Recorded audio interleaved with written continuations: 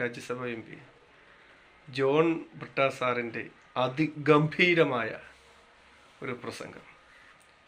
അദ്ദേഹം ന്യൂനപക്ഷങ്ങൾക്ക് വേണ്ടി, ഇന്ത്യൻ ന്യൂനപക്ഷങ്ങൾക്ക് വേണ്ടി വഖഫുമായിട്ട് ബന്ധപ്പെട്ട് ന്യൂനപക്ഷ അവകാശങ്ങൾക്ക് വേണ്ടിയിട്ട് ഘോരം അദ്ദേഹം ലോക്സഭയിൽ അദ്ദേഹം സുരേഷ് ഗോപിയെ എടുത്ത് ചവിട്ടി കൂട്ടിയെടുത്ത് നിലത്തടിച്ച് അദ്ദേഹം നമ്മളത് കണ്ടതാണ്. അത് സോഷ്യൽ മീഡിയ എല്ലാവരും അത് അദ്ദേഹത്തിൻ്റെ പ്രസംഗം ഷെയർ ചെയ്യുന്നു. സുരേഷ് ഗോപിയെന്നും പള്ളിക്കകത്ത് കയറ്റി ഇനിയും നോമ്പ് കഞ്ഞി കൊടുക്കണം. മനസ്സിലായില്ലേ? അദ്ദേഹം ഇനി പള്ളിയിലൊക്കെ വരുന്നെങ്കിൽ വോട്ടിച്ച് വിടണം. നമ്മൾ കയറ്റി സ്വീകരിക്കേണ്ടത് നമ്മൾ ജോൺ ബ്രിട്ടാസ് എം പിയെ പോലെയുള്ളവരെയാണ്. മനസ്സിലായി? ഇടത് എം പിമാരെയാണ് നമ്മൾ യഥാർത്ഥത്തിൽ പള്ളിയിൽ കയറി കഞ്ഞി കൊടുക്കാറുള്ളത്. അവരാണിപ്പോൾ നമുക്ക് വേണ്ടി സംസാരിക്കുന്നത്. താങ്കളെയും അനിയത്തിയും എന്താണ് ഒരു മിണ്ടാത്തത്? ഒരക്ഷരം പറഞ്ഞില്ല. ഒരു നിരാശരാണ്.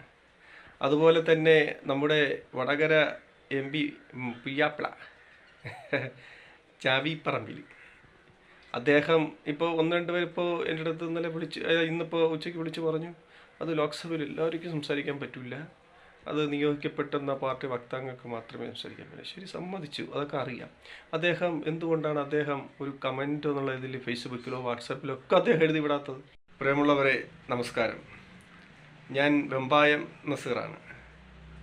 ഞാനിപ്പോൾ വീഡിയോയിൽ വന്നത് ഇന്നലെ നമ്മൾ എല്ലാവരും ആകാംക്ഷയോടെ കണ്ട, കേരളം ഒന്നാകെ ഒറ്റക്കെട്ടായി കൈയടിച്ച ഒരു ലോക്സഭയിലൊരു പ്രസംഗം നമ്മൾ കണ്ടു. അത് കേരളത്തിൽ നിന്നുള്ള ഇടത് M P, Rajya Sabha M P John Brittas സാറിൻ്റെ അതിഗംഭീരമായ ഒരു പ്രസംഗം. അദ്ദേഹം ന്യൂനപക്ഷങ്ങൾക്ക് വേണ്ടി, ഇന്ത്യൻ ന്യൂനപക്ഷങ്ങൾക്ക് വേണ്ടി വഖഫുമായിട്ട് ബന്ധപ്പെട്ട് ന്യൂനപക്ഷ അവകാശങ്ങൾക്ക് വേണ്ടിയിട്ട് ഘോരം അദ്ദേഹം ലോക്സഭയിൽ അദ്ദേഹം സുരേഷ് ഗോപിയെ എടുത്ത് ചവിട്ടി കൂട്ടിയെടുത്ത് നിലത്തടിച്ച് അദ്ദേഹം നമ്മളത് കണ്ടതാണ്. അത് സോഷ്യൽ മീഡിയ എല്ലാവരും അത് അദ്ദേഹത്തിൻ്റെ പ്രസംഗം ഷെയർ ചെയ്യുന്നു, എല്ലാവരും കാണുന്നു. അപ്പം ഞാനത് ചോദിക്കുന്നത്, ഈ വയനാട് നിന്ന് 4-5 ലക്ഷം വോട്ടിന് വിജയിച്ചു പോയ ബോബനും ബോളിയും അത് അവരെന്താണ് ലോക്സഭയിൽ അവർ അതിനെക്കുറിച്ച് സംസാരിക്കാത്തത്? മുസ്ലിങ്ങളെ വോട്ട് വാങ്ങിയാണല്ലോ, ലക്ഷക്കണക്കിന് മുസ്ലിങ്ങളെ വോട്ട് വാങ്ങിച്ചാണല്ലോ അവർ വയനാട്ടിൽ നിന്ന് വിജയിച്ചു പോയത്. ആങ്ങളെയും അനിയത്തിയും എന്താണ് ഒരു മിണ്ടാത്തത്? ഒരക്ഷരം പറഞ്ഞില്ല. ഒരു നിരാശരാണ്.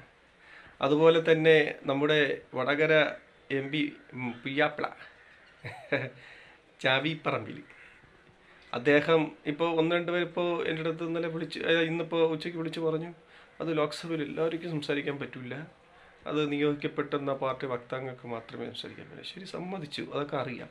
അദ്ദേഹം എന്തുകൊണ്ടാണ് അദ്ദേഹം ഒരു കമൻറ്റ് എന്നുള്ള ഇതിൽ ഫേസ്ബുക്കിലോ വാട്സാപ്പിലോ ഒക്കെ അദ്ദേഹം എഴുതി വിടാത്തത്? എന്തെങ്കിലും ഒരു അനുകൂലമായിട്ട് അദ്ദേഹം ഒരു കമൻറ്റ് രേഖപ്പെടുത്താമല്ലോ.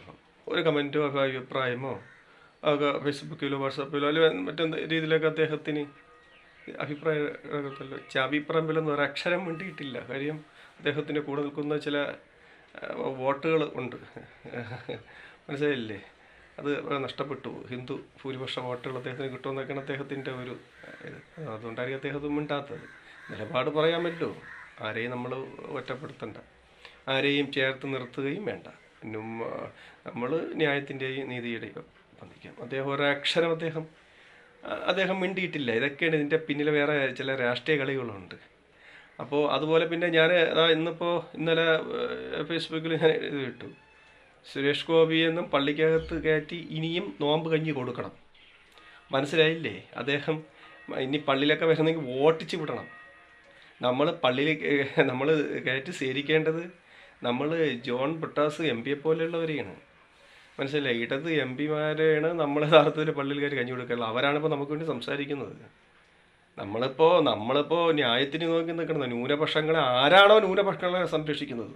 ന്യൂനപക്ഷങ്ങൾക്ക് വേണ്ടിയിട്ട് സംരക്ഷിക്കുകയും അവർക്ക് വേണ്ടിയിട്ട് നിലപാട് നിലകൊള്ളുകയും ചെയ്യുന്ന ഫാസിസത്തിന് വളരെ രീതിയിൽ ഫാസിസത്തിനെ എതിർക്കുന്ന ന്യൂനപക്ഷങ്ങളെ ചേർത്ത് നിർത്തുന്ന ആരായാലും നമ്മൾ ജാതിയും മതം നോക്കാതെ അവരെ നമ്മൾ ചേർത്ത് നിർത്തണം ആരായാലും. അല്ലാതെ ഞമ്മൻ്റെ ജാതിയിൽപ്പെട്ടവരാണ്, ഞമ്മൻ്റെ ആളാണ്, അതുകൊണ്ടൊന്നും അങ്ങനെയൊന്നും വിചാരിക്കരുത്. നമ്മൾ ആരാണോ നമ്മൾ സഹായിക്കുന്നത് അവരെ ചേർത്ത് നിർത്തണം. അന്ന് പണ്ട് മുതലേ ഇവരെയും ന്യൂനപക്ഷങ്ങളെ ചേർത്ത് നിർത്തുകയും ന്യൂനപക്ഷങ്ങളോട് ഒരു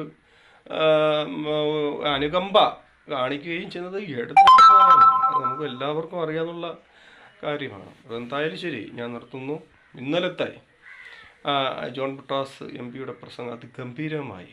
എമ്പുരാനിലെ മുന്ന എന്നാണ് അദ്ദേഹം സുരേഷ് ഗോപിയെ വിശേഷിപ്പിച്ചത്. അതിനേക്കാളും ഇനി വലിയ ഒരു ഉദാഹരണത്തിന് വേറെ ഇല്ല. മനസ്സിലായില്ലേ? അപ്പോൾ ഇവരെപ്പോലെ ഉള്ളവരാണ് നമ്മൾ മുസ്ലിം ന്യൂനപക്ഷങ്ങൾ നോട്ട് ചെയ്ത് വെക്കണം. മനസ്സിലായില്ലേ? നമ്മളെ ശബ്ദം ലോക്സഭയിൽ നമുക്ക് വേണ്ടിയിട്ട് വഖഫിനെ സംരക്ഷിക്കുന്നതിന് വേണ്ടിയിട്ടൊക്കെ സംസാരിക്കുന്നവരെ നമ്മൾ എന്ത് ചെയ്യണം? നമ്മൾ പറഞ്ഞയക്കണം. എന്തായാലും ഇഷ്ടപ്പെട്ട് ഞാൻ കൂടുതൽ സംസാരിക്കുന്നില്ല. എല്ലാവർക്കും അത് ഇഷ്ടപ്പെട്ട്. എന്തായാലും ജോൺ ബ്രിട്ടാസിനും ഇടത് MP-മാർക്കും ഞാൻ എൻ്റെ എല്ലാവരുടെയും നന്ദി രേഖപ്പെടുത്തുന്നു.